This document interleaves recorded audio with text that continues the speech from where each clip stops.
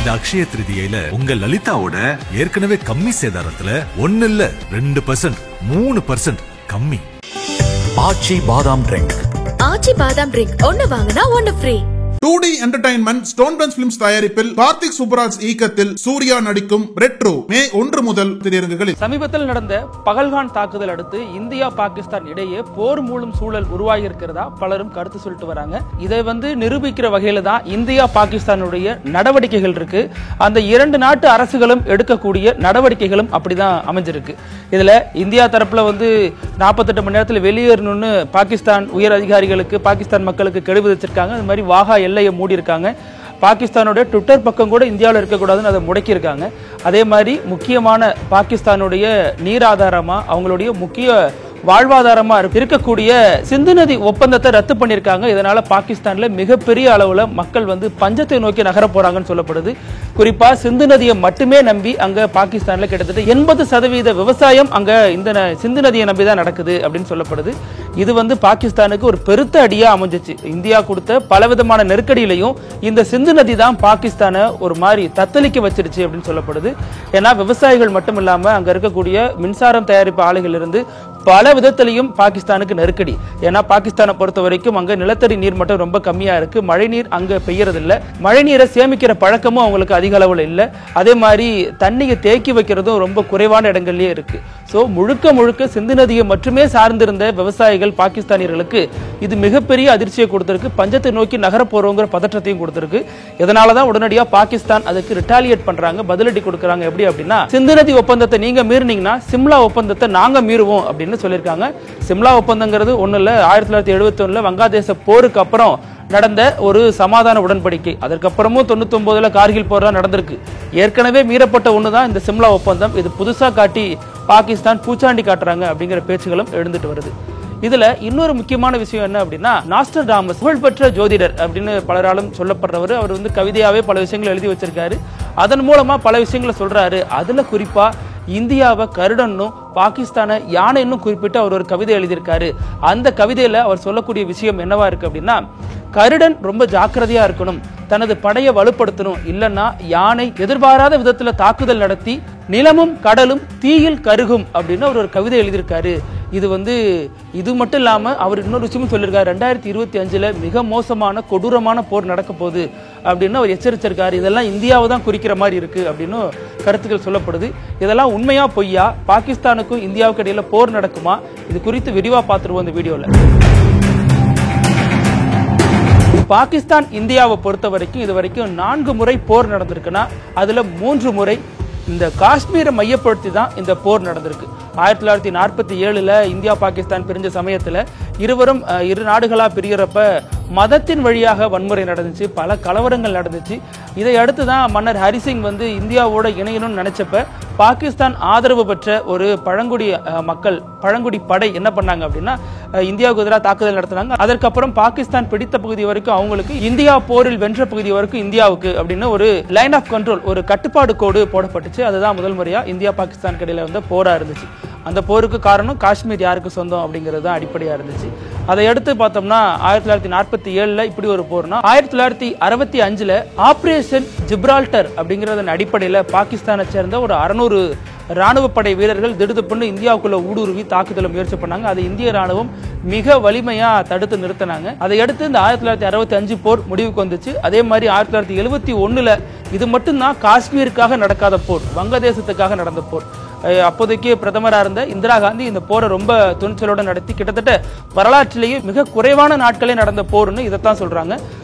India Pakistan இடையிலான போர். இது இதன் மூலமா கிழக்கு பாகிஸ்தான் பிரிக்கப்பட்டு தனியா வங்காளதேசம் அப்படின்னு ஒரு நாடு உருவாக்கப்பட்டுச்சு. அதற்கு அடிப்படையில இந்தியா செய்த உதவிதான் காரணம் அப்படின்னு சொல்லப்பட்டுச்சு. இந்த போர் வரலாற்றில் 13 நாட்களே நடந்த ஒரு போரா பதிவு செய்யப்பட்டுச்சு. மிக குறைந்த நாட்கள் நடந்த முடிவுக்கு வந்த ஒரு போர்னு இந்த 1971 போரை சொல்றாங்க. அதே மாதிரி 1999 நடந்த கார்கில் போர், சியாச்சின் பனிமலை யாருக்கு சொந்தங்கிற அடிப்படையில் இந்த போர் தொடங்குனுச்சு. மிகப்பெரிய அளவில் நடந்த இந்த போர்ல இந்தியா வெற்றி பெற்றுச்சு.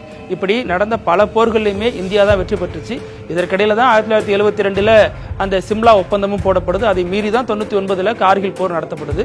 அதுக்கப்புறம் பலமுறை தாக்குதல், அதாவது 2019 நடந்த புல்வாமா, பாலக்கோட் போன்ற பல தாக்குதல்கள் பாகிஸ்தான் தான் செஞ்சாங்க அப்படின்னு சொல்லப்பட்டுச்சு. அதற்கு பின்னணியில பாகிஸ்தான் ராணுவ அதிகாரிகளே இருந்தாங்க அப்படிங்கிற தகவலும் சொல்லப்பட்டுச்சு. இப்படி சமீபத்தில் ரொம்ப ஒரு மாதிரி நெருக்கமாக தான் இருந்துச்சு இந்தியா பாகிஸ்தான் உறவு. ஆனா இடைப்பட்ட காலங்களில் பாகிஸ்தான் ராணுவ தளபதி அசீம் அன்வீர் அவர் ஒரு கருத்தை சொல்றாரு. என்ன அப்படின்னா, பாகிஸ்தானுடைய கழுத்து நரம்பு தான் காஷ்மீர் அப்படின்னு அவர் ஒரு ஸ்டேட்மெண்ட் சொல்றாரு. இது மிகப்பெரிய அளவுல கொந்தளிப்பு ஏற்படுத்தினுச்சு. மீண்டும் காஷ்மீரை மையப்படுத்தி இந்த ஒரு பிரச்சனை பேசப்பட போதோ அப்படின்னு நினைக்கிற நேரத்துல தான் பகல்காம்ல ஒரு கொடூரமான தாக்குதல் நடைபெற்றுச்சு. அதுல 26 அப்பாவி உயிர்கள் பழிவாங்கப்பட்டுச்சு. சுற்றுலாவுக்குன்னு போனவங்க கொலை செய்யப்பட்ட கொடூரமும் அங்க நடந்தே இருந்துச்சு. இதை அடுத்துதான் வெளிநாட்டில் இருந்த சவுதி அரேபியாவில் இருந்த பிரதமர் மிக வேகமா இந்தியாவுக்கு திரும்பி கடுமையான பின்விளைவுகள்லாம் ஆற்ற போறார் சொல்லப்பட்ட நேரத்தில் மிக முக்கியமான நடவடிக்கைகள் எடுத்தார். அதன்படிதான் சிந்து நதிநீர் ஒப்பந்தம் தற்காலிக தடை செய்யப்பட்டுச்சு. அதையடுத்து பாகிஸ்தானியர்கள் உடனடியாக வெளியேற வேண்டும் போன்ற பலவிதமான அறிவிப்புகள் அடுத்தடுத்து வெளியேறிச்சு. அங்க இருக்கக்கூடிய பாகிஸ்தான் தூதரக அதிகாரிகளை இந்தியாவுக்கு அழைச்சுக்கிறோம் அப்படின்னும், இங்க இருக்கக்கூடியவங்க விரைவில் வெளியேறணும் அப்படின்னு பலவிதமான அறிவிப்புகளை இந்திய அரசு பிறப்பிச்சிச்சு. இது இரு நாடுகளுக்கு இடையிலான பதற்றத்தை தாண்டி உலக அரங்கில் முக்கியமான ஒரு விஷயமா கவனிக்கப்பட்டுச்சு. போர் சூழும் அபாயம் இருக்கிறதாகவும் கணிக்கப்படுது. அப்படி போர் மூண்டா என்ன பண்ணுவாங்க, என்ன பிரச்சனை இருக்கு அப்படின்னா, இந்தியா கிட்ட கிட்டத்தட்ட 172 அணு ஆயுதங்கள் இருக்கிறதாகவும் பாகிஸ்தான் கிட்ட 170 அணு ஆயுதங்கள் இருக்கிறதாகவும் தகவல்கள் சொல்லப்படுது.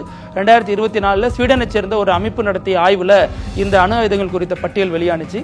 இதன்படி பார்த்தா இந்தியாவை பொறுத்த வரைக்கும் மிக தூரத்துல இலக்கு வச்சு அதை தாக்கி அழிக்கக்கூடிய அணு ஆயுதங்கள் இந்தியாவிடமும், பாகிஸ்தான் மிக குறைவான தூரத்தில் தாக்கி அழிக்கக்கூடிய அணு ஆயுதங்கள் அவங்கள்ட்ட இருக்கிறதா சொல்லப்படுது.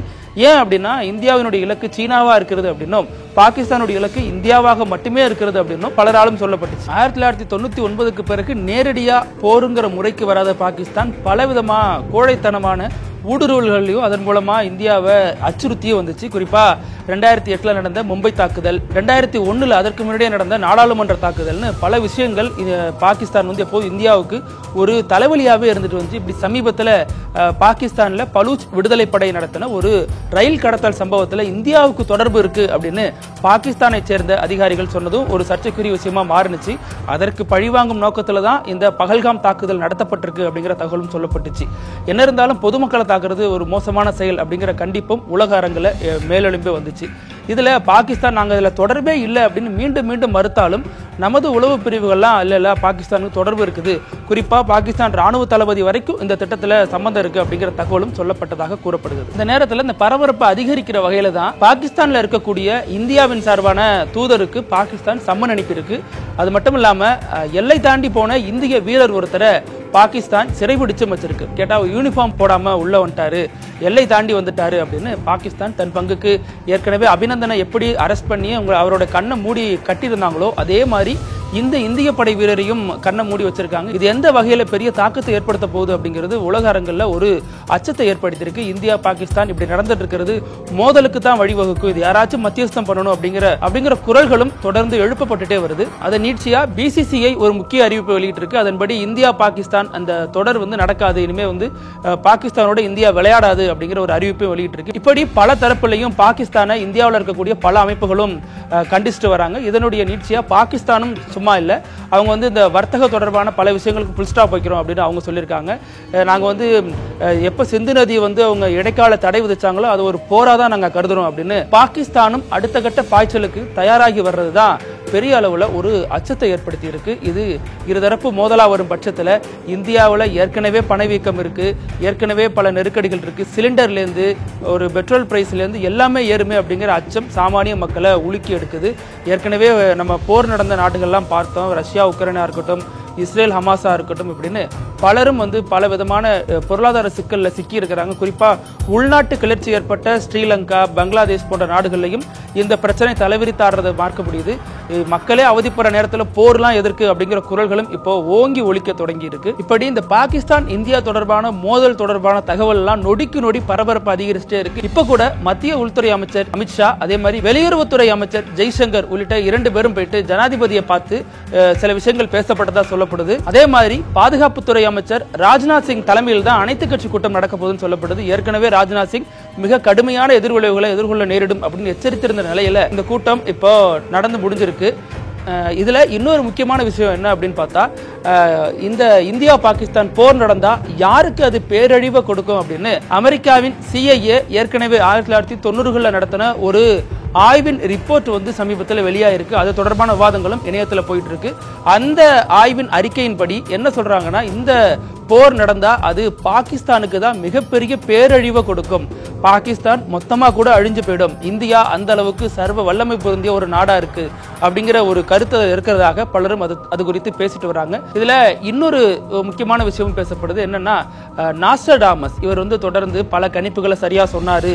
இரட்டை கோபுர தாக்குதல் கூட ஒரு இரும்பு குதிரை பறந்தெல்லாம் தாக்கும் அப்படிலாம் சொன்னாரு. அப்புறம் இந்தியாவினுடைய ஒரு முதல் பெண் பிரதமரா வருவாங்க, அவங்க ரொம்ப வலிமையான ஆளுமையா இருப்பாங்க, அவங்க கொல்லப்படுவாங்கலாம் சொல்லியிருந்தாருன்னு பல விஷயங்கள் உண்மையும் பொய்யும் கலந்து பலதும் அவர் சொன்னதாக தகவல் சொல்லப்படுது. இதுல நாஸ்டர்டாமஸ் இப்ப சொன்ன விஷயம் தான் வீடியோவோட தொடக்கத்துல சொன்ன மாதிரி, யானைய கருடன் மிக கவனமா கையாளணும், அப்படி இல்லைன்னா மிக மோசமான விளைவை எதிர்கொள்ள நேரிடும். கிட்டத்தட்ட அணு ஆயுத போரால ஏற்படக்கூடிய அழிவு தான் அவர் சொல்றாரு.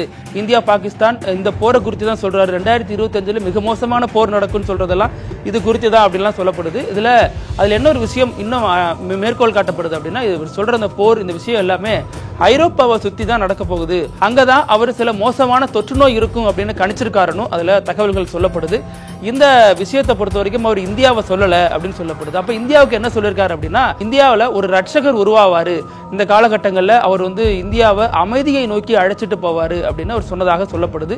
நாஸ்டர்டாமஸை நம்புறமா இல்லையாங்கிறது முக்கியம் கிடையாது. இவர் சொல்றது உண்மையா பொய்யாங்கிறது முக்கியம் கிடையாது. போர் வந்தா மனித குலத்துக்கு அழிவு அப்படிங்கிறது உண்மை. இந்தியாவும் பாகிஸ்தானும் அமைதி பேச்சுவார்த்தை மூலம் ஒரு நல்ல முடிவை எடுக்கணும் அப்படிங்கிறது தான் அனைவரது எதிர்பார்ப்பாகவும் இருக்கு. நன்றி. நக்கீரன் டிவிக்கு சப்ஸ்கிரைப் செய்யுங்கள். உங்கள் ஆதரவே எங்கள் பலம். ஆசிரியர்களுக்கு நண்பனாகவும் மாணவர்களுக்கு ஆசானாகவும் திகழும் தேர்வு வழிகாட்டி. ஒவ்வொரு பாடத்திற்கும் அனுபவமிக்க ஆசிரியர்களின் துல்லியமான தெளிவான விடைகள். CNC இருக்கு, தேர்வு பயம் எதற்கு? இது தீரன் பப்ளிஷிங் ஹவுஸ் விற்பனை வெளியீடு.